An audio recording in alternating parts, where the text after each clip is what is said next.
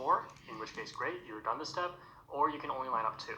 So you want to hold these 2 solved ones so that one's at the back, and these 2 solved ones so that one's at the back, and one's at the right. Now, if you can't do that, if they are across from each other, then just do this algorithm from anywhere. And this algorithm goes like this. So you move the right side up, move this pair of pieces, pay attention to this pair, move it to the left, and you put the right side back down. And you keep moving this to the left all the way till it's on the very left side, and then you move the right side up again and put it all the way back in. So like that. Alright, so if you've done that correctly, you should now be able to line up everything. Alright, the next step is to get all of the corners into the correct spot. So this one, you can see it's yellow, orange, blue, and it's got yellow, blue, red centers around it. So it's not in the right spot. This one's not in the right spot. This one is in the right spot.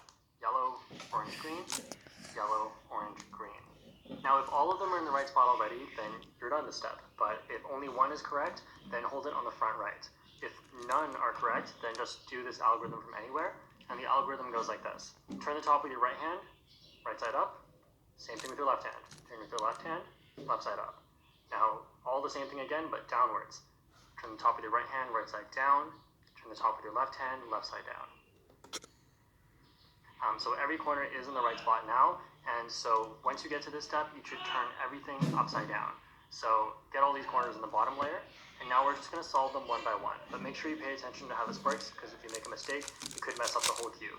Okay, so we're going to start by solving this bottom right corner. So we're going to do those 4 moves with our right hand until this one is solved. So 1, 2, 3, 4, and there it is, it's solved. So once you've done that, then start doing the next corner, but make sure you bring that corner over by turning the...